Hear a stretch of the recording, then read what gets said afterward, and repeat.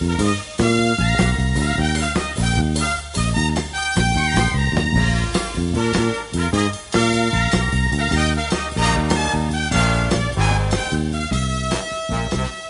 morning, Bucknutters. It is Thursday, September 17th, 2015. I am Dan Rubin. This is the Bucknuts Morning 5 and Change. If it's Thursday, it can mean only one thing. Steve Wiltfong, Director of Recruiting from 24/7 Sports. Steve, how are you this fine morning? Good morning, Daniel. Doing well in the great city of Pittsburgh. Having fun out here, making the rounds. Pittsburgh's underrated if people didn't know that. I mean, I could have lived here in my younger days. Definitely some cool areas to walk around and get some adult beverages and good food. It's a fun area here. Yeah, they've rebuilt the downtown a little bit. I roomed with some guys in college from there, and you wouldn't have moved there then. It was a ghost town. Everyone used to leave. But no, it's made a comeback. Tech companies there, but we digress.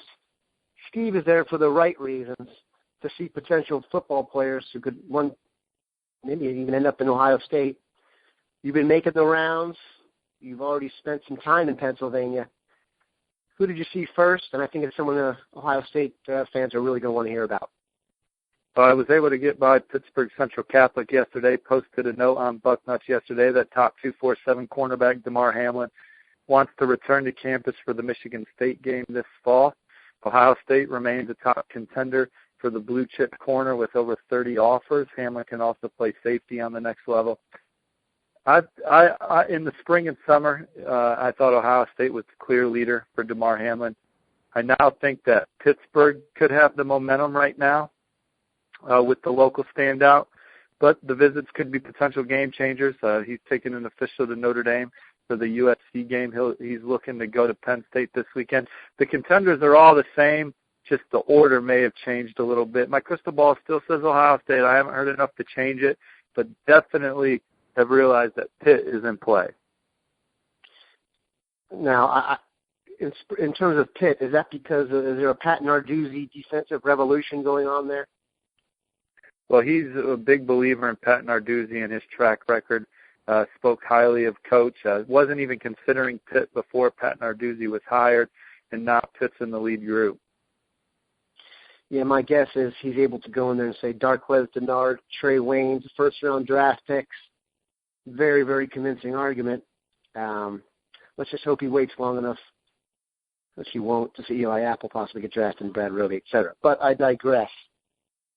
Another Pennsylvania guy that you and I have talked about, because every recruiting cycle, us recruiting geeks in the business catch an affinity for a certain player or a few players, usually from the film. And for me, that has happened. And it's Paris Ford, the kind of defensive back, wide receiver type out of the Pennsylvania area. You're going to see him today. I'm sold on him. He jumps off the film to me as an athlete, just a live wire. You're going to get to see him. Tell me what you think. Well, potentially a 5-star type safety, 4-star type receiver, also a good basketball player. I think that there's a good chance he goes where his good buddy Damar Hamlin goes. So Hamlin's recruitment will be interesting to follow, and then we'll see what happens with Paris after Hamlin signs his letter of intent. But Ohio State is a top contender. Notre Dame's in there for Paris, Pitt, of course. So just getting started there for him, but could ramp up real quick once Hamlin identifies where he wants to go. You're going to get the chance to see those guys in person today. Do you get a chance to watch them practice, or is it usually just interviews?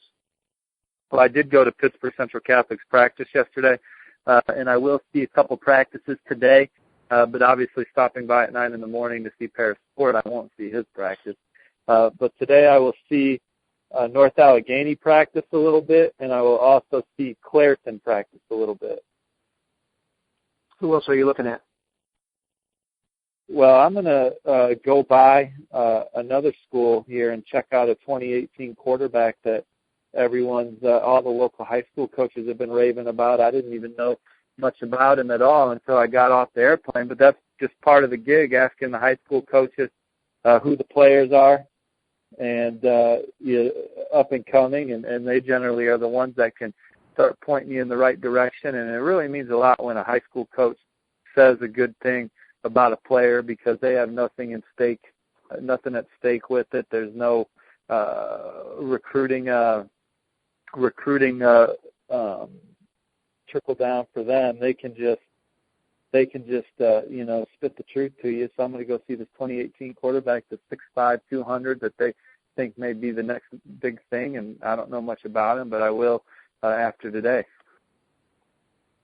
And it's certainly something you want to stay locked in on Bucknuts. You can guarantee yourself that there's a 6'5", 2018 quarterback out there that Ohio State probably has good knowledge of him.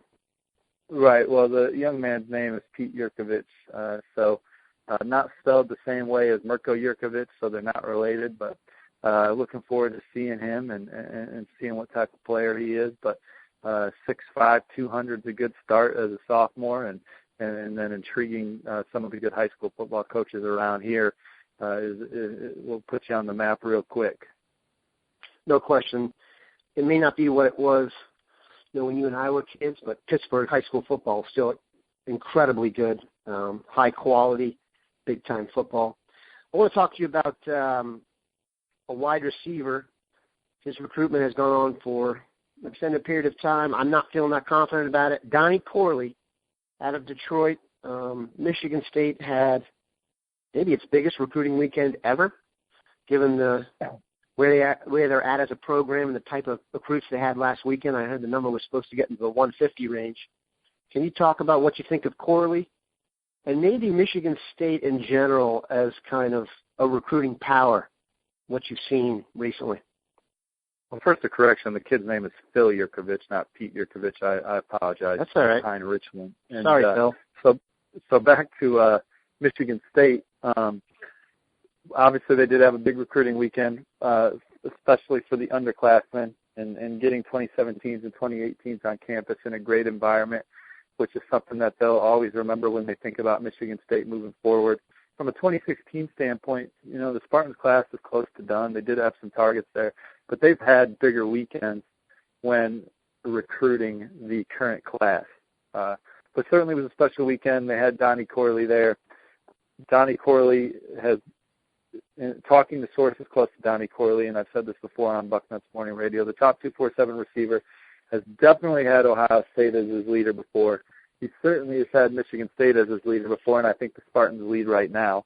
And he's at one point was really, really high on Notre Dame.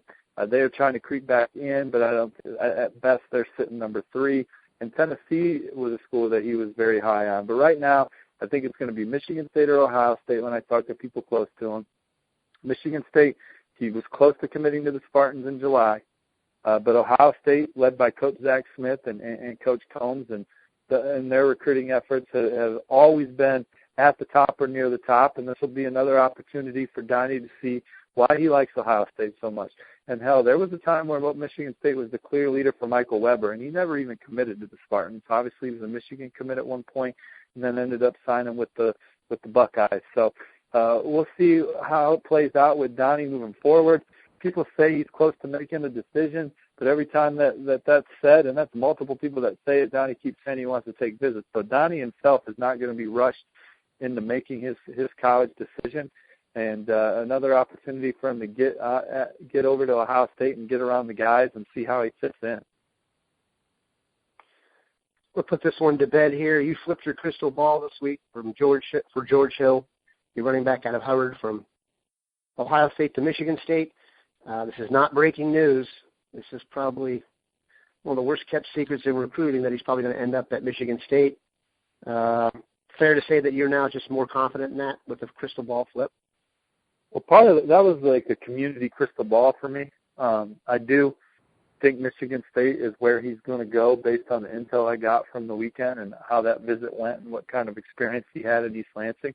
But part of that also goes in with talking with my man Bill Kurlick and sharing information with him, and Bill reporting that he didn't think George was going to end up at Ohio State. I took all that into account and said, well, Michigan State, Pittsburgh would certainly love to land George Hill. Coach Narduzzi has a great relationship with him. Coach Narduzzi was one of the main reasons why L.J. Scott went to Michigan State, and so now he's trying to get George Hill to go to Pittsburgh. But Michigan State's certainly in a good spot, and I think it really just could come down to what the Buckeyes want to do with George. And so that is kind of the unknown. I think he's a terrific player. We have him in our top 100. He's a guy that can be a difference maker in the secondary or at running back. So that one will be interesting to follow. But, yeah, I did put my crystal ball to Michigan State, and I think the Spartans are in a good spot. But perhaps that changes on a dime with another visit to Columbus. And so I'll be interested to see what happens.